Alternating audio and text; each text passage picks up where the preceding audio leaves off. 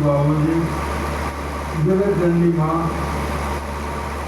एकमात्र आप ही आपका कृपा है, पूर्ण जीवों का आधार है और आपकी जो विशेष कृपा होती है तो आप अपने परम पवित्र दर्शन से जोड़ लेते, जिस पर भी आप चरणों से जोड़ लिए, दर्शन से जोड़ लिए, उसका कल्याण तो होना ही है, क्योंकि आपने जिस पर कृपा कर दी, माँ ने जिस पर कृपा कर दी, संपूर्ण प्रकृति संपूर्ण संसार उस पर कृपा करने लगता है।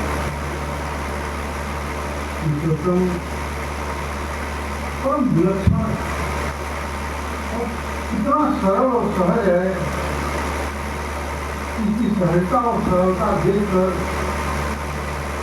समझ नहीं पाता है व्यक्ति, इतने सरल साधन के इसमें व्यक्ति को कुछ करना ही नहीं है और जीवात्मा को मुक्त कर देते हैं।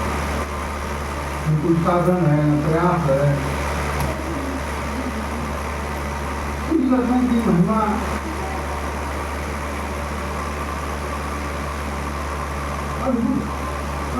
पवित्र दर्शन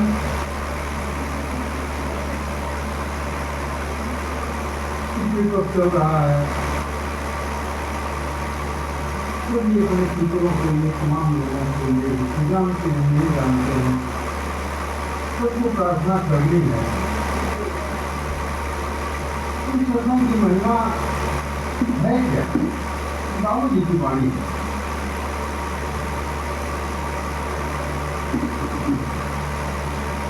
जो भी व्यक्ति मुझसे जुड़ गया, मेरे आश्रय को भरोसे से मुझसे जुड़ गया, उसके 10 पीढ़ियों को मैं मुक्त कर दूंगा।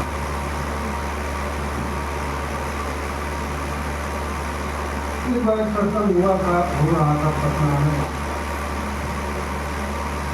तो बहुत कम लोग थे अंतिम दिन था जो मिलने आए। एक सज्जन ने प्रश्न किया बाबूजी गुरु आपके यहाँ तो बहुत कम उपस्थिति है लोगों की, भीड़ भाड़ बहुत कम है, तो आयोजन के नाम पर, धार्मिक आयोजन के नाम पर जिस तरह प्रचलन समाज में चला है, जितनी बड़ी भीड़ उतनी बड़ा महात्मा, उतना बड़ा सत्संग, उतनी बड़ी संस्था।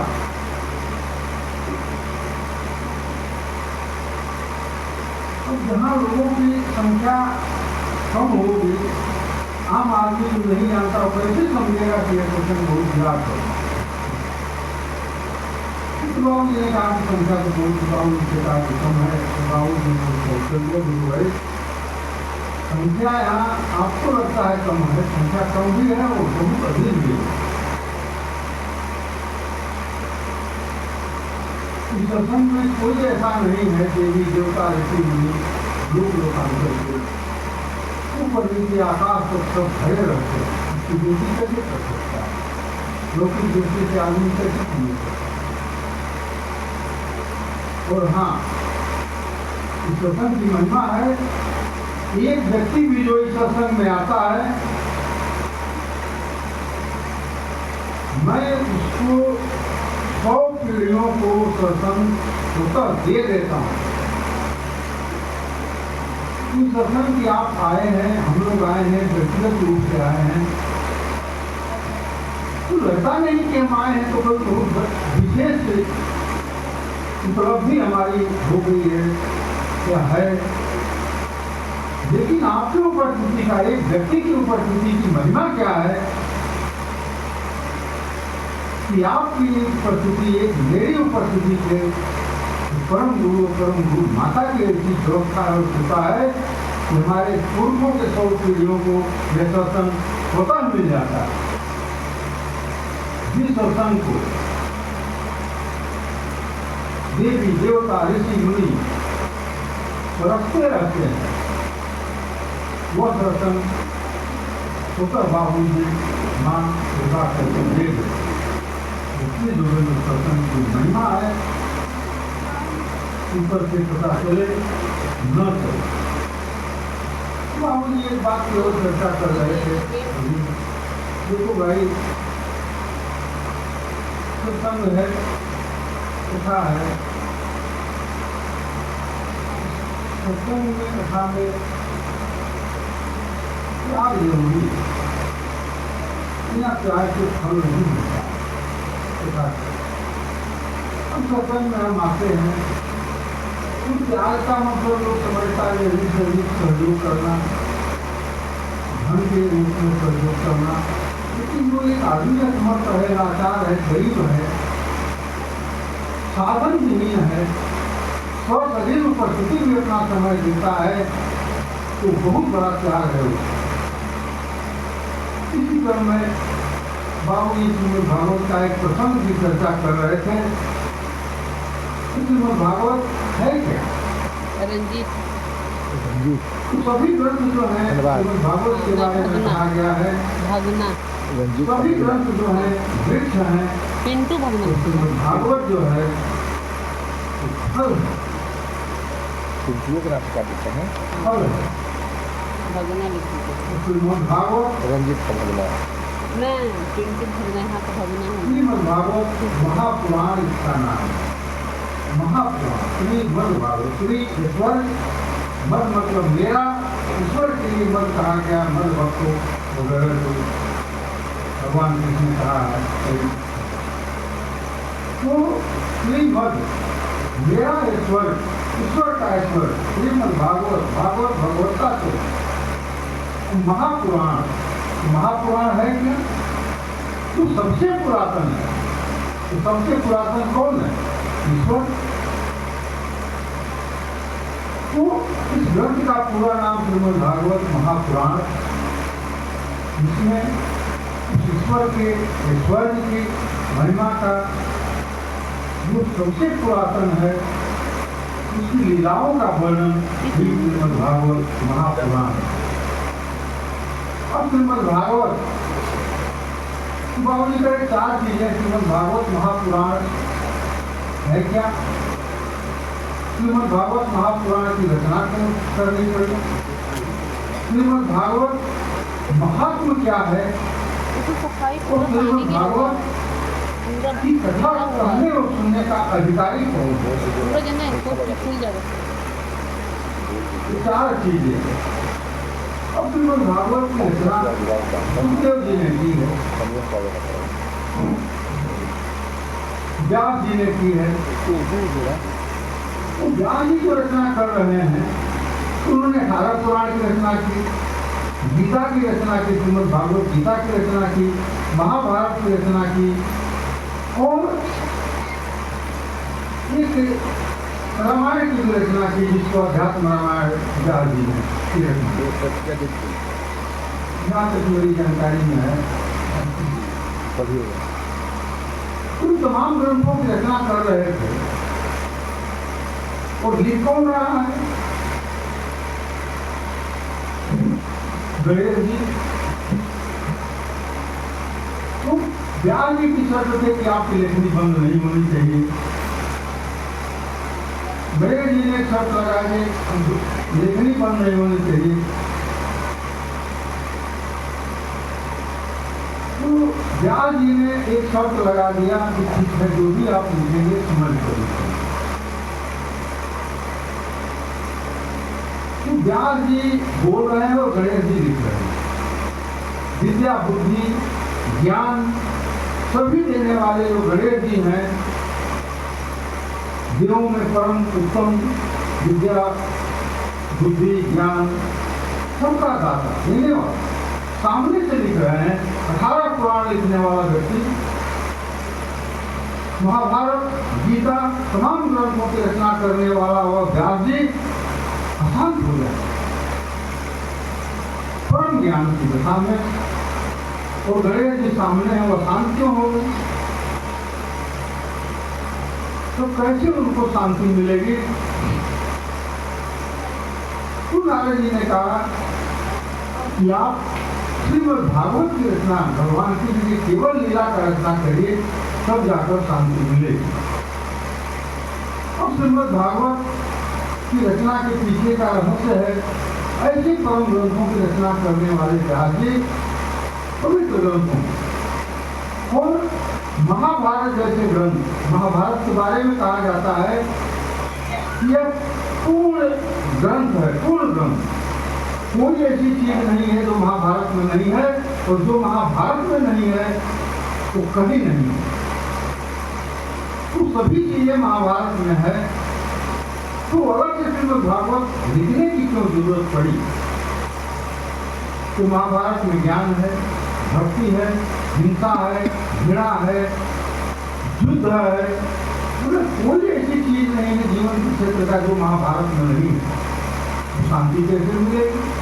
शांति के लिए एक रास्ता जरूरी है, एक दूसरा जरूरी है, एक रास्ता होना जरूरी है। तो वही कथाएं जो श्रीमद् भागवत में है सब महाभारत में लिखी हैं, लेकिन अलग से लिखने की जरूरत इसलिए पड़ी कि यहाँ पर केवल भगवान कृष्ण की लीला का वर्णन श्रीमद् भागवत में है, और एक तरफ केवल भक्ति का भाव यहाँ रहता है, तो एक रास्ता होगी तब जाकर शांति मिलेगी। और नारद जी के कहने पर जब व्यास जी ने श्रीमद् भागवत की रचना की, और रचना करने पूर्ण हुई परम शांति की स्थिति के पास, तो भगवान कृष्ण की लीला का वर्णन श्रीमद् भागवत जो फल कहा गया है वृक्षों का, परम पवित्र, जो मुक्ति का दाता है, जीवात्मा को मुक्त करने वाला है, वह परम जीव को, स्थिति को शांत कर देता है, क्योंकि केवल इसमें कृष्ण की लीला का वर्णन है। तो बाकी ग्रंथों में है सभी चीजें हैं, वहाँ शांति मिली। इसीलिए अलग से श्रीमद् भागवत की रचना करने की जरूरत पड़ी। ऐसा नहीं है कि महाभारत में वो सब चीजें नहीं है, लेकिन महाभारत में इसके अलावा भी बहुत सी चीजें हैं तो श्रीमद् भागवत की रचना करनी चाहिए। अब श्रीमद् भागवत का महात्म, तो महात्म तो बहुत है, इसी कथा को कैसे अमुक्त करती है, लेकिन एक प्रसंग इसमें है, इसकी मैं चर्चा करना चाहूंगा। कि कथा सुखदेव जी सुना रहे हैं, जा रहे हैं, वो परीक्षित को श्राप है कि नाग उसको पत्थर ढक ले, उन परीक्षित की मृत्यु हो जाएगी। उन्हें चिंता हो गई, उन्होंने की वह चक्रवर्ती सम्राट, तो क्या किया जाए, उपाय किया जाए। ऋषि का श्राप था, आपको डरना था, ना आपको मृत्यु होगी, छुटकारा नहीं रह सकता। तो इसका उपाय क्या होगा? हुआ कि श्रीमद् भागवत की कथा है, सुखदेव जी ने कथा सुनाने की,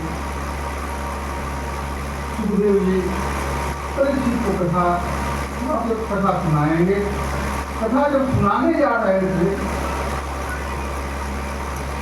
सभी देवी देवता अमृत कलश लेकर सुखदेव जी के पास पहुंच गए, और उन्होंने सुखदेव जी से प्रार्थना किया कि आप इन अमृत कलश रख लीजिए। जब नाग, ऋषि का जो सांप जो नाग ढकेगा, परीक्षित महाराज परीक्षित की जो मृत्यु हो जाएगी, तब इस अमृत को परीक्षित को पिला दीजिएगा, परीक्षित जिंदा हो जाएंगे। लेकिन उसके बदले कथा जो है हम लोगों को सुना दीजिए, और यह अमृत कलश आप रखिए। उस परीक्षित मृत्यु और संभावित थी। सुखदेव जी ने यहाँ कहा देखिए, देवता लोग जो भी गया था अमृत करते थे, कहा कि आप अपना कलश लेकर जाइए, और आप लोग इस कथा को सुनने के पात्र नहीं, कथा को सुनने के पात्र नहीं है। और उन्होंने वापस कर दिया अमृत कलश लेकर, देवता लोग चले गए। तब यहाँ पर एक स्वाभाविक रूप से प्रश्न उठता है, क्या कथा जो श्रीमद् भागवत की है, जो सुखदेव जी सुनाने जा रहे थे, ये कथा में कैसी विलक्षण है, क्या इसमें खासियत है ऐसी महानता क्या है जो अमृत से भी महान है, और अमृत को उन्होंने वापस कर दिया, उस कथा को नहीं सुनाया, कहा कि नहीं तो ये कथा जो अमृत से भी महान है, क्यों? तो प्रति स्वाभाविक रूप से उठेगा जीव के भीतर। तो अमृत जो है मरे हुए व्यक्ति को जिंदा तो कर देगी, लेकिन जीवात्मा को मुक्त करने का सामर्थ्य इस अमृत में भी नहीं है। जीवात्मा को मुक्त करने का साधन वह श्रीमद् भागवत की कथा में है, सत्संग में है।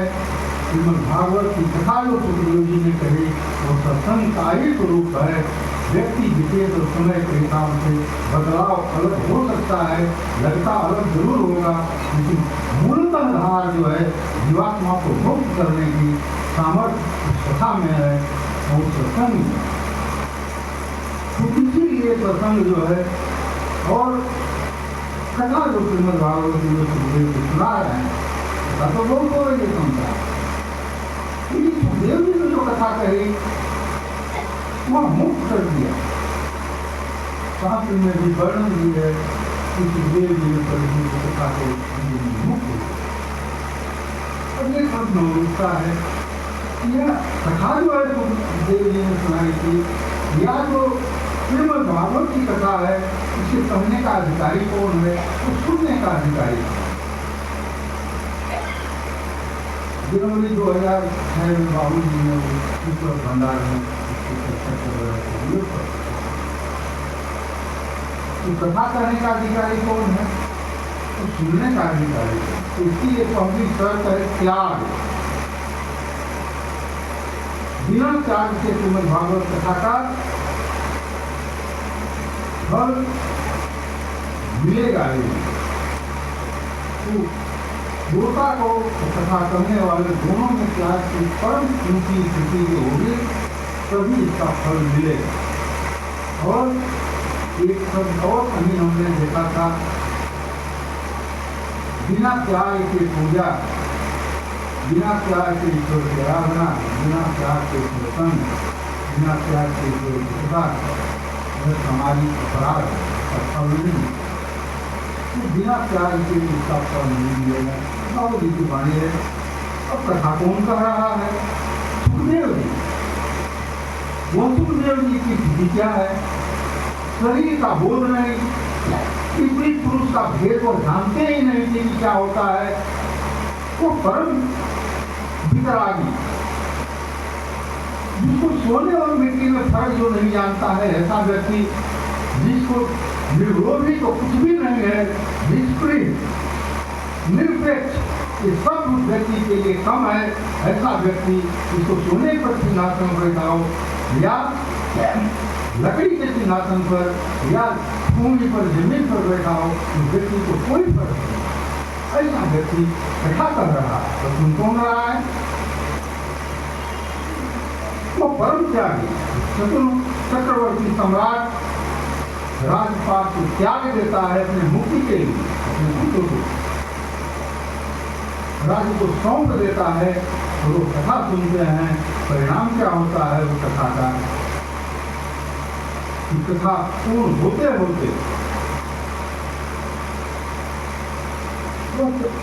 चक्रवर्ती सम्राट परीक्षित जो स्थापित थे मुक्त हो गए।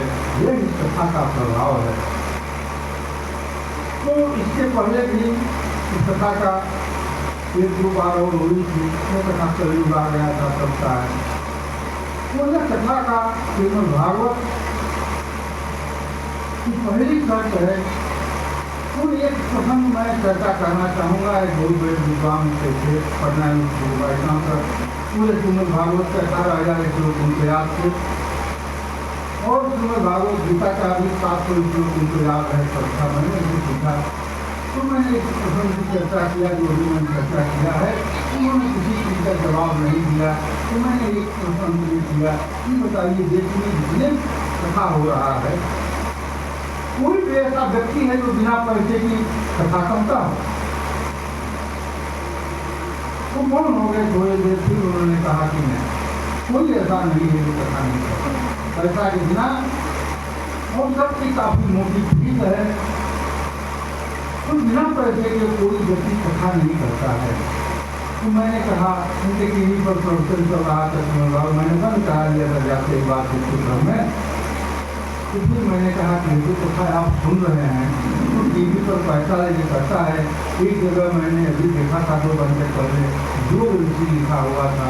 ऋषि जैसे प्रभु योग के साथ जोड़कर अपने नाम को व्यापारीकरण करना, ऋषि जैसे कोई शब्द को जोड़ देना तो एक बिना पैसे के न शरीर मिलता है न वाणी खुलती है। ऐसा व्यक्ति लोग और व्यापार दोनों के चक्कर में नाम अपना बदल, तो बताइए बिना त्याग के संभव है? तो हम कौन कथा जो करेगा, जो पैसा लेके कथा करता है, बड़े बड़े चैनलों पर जो आते हैं, बाबू जी ने कहा कि ईमानदारी से देखो, योग जी ने कथा करके मुक्त कर दिया, कथा तो दुर्घटना होती है, क्यों नहीं उसका फल मिलता है? सुनने वाले को भी ईमानदारी से बताना, उनको कोई परिवर्तन हुआ? कारण यही है कि बिना त्याग के लोभ के वशीभूत जब कथा होगी उसका फल क्या होगा? खाई तो व्यक्ति देगा नहीं, जो भी उसमें दोष होगा वह पूर्ण दोष उसका आप में आएगा। तो परिणाम क्या? धर्म के नाम पर तो कथा हो रही है पूरे देश में, लेकिन यह धर्म हो रहा है कि धर्म हो रहा है, यह विचार करने लायक है। हम तो धर्म को मिलकर जाते हैं, लेकिन लोग केवल त्याग के अभाव में इसका जो परिणाम है वो काफी नकारात्मक होता है, निगेटिव होता है। इसीलिए जो भी हम आए हैं ये सत्संग जो है परम पवित्र श्रीमद् भागवत का परम शुद्धतम स्वरूप है। जितने जोगेंद्र सत्संग, इसलिए सत्संग में भी आए हैं, आप त्याग के भाव से आए हैं, अपना समय दिया है, आर्थिक सहयोग दिया है, यह बहुत बड़ी चीज है। और बिना त्याग के इसका फल नहीं मिलेगा। क्योंकि बाबू जी तो परम दयालु हैं, माँ तो परम करुणामयी हैं, बरबस सामने पड़ने पर कृपा बरस जाती है। हे माँ हे बाबू जी, कभी जीवों पर दया करिए, कभी जीव आप ही के संतान हैं, आप संपूर्ण संसार के पिता हैं। हे माँ, आप संपूर्ण संसार के सभी भूतों को उत्पन्न करने वाली आदि माता जगता शरणया आप ही सबकी माँ हैं। तो हे बाबू जी, आप ही सबके पिता हैं। हे माँ हे बाबू जी, सब जीवों पर दया करिए, सब आप ही के संतान हैं। हे माँ दया करिए।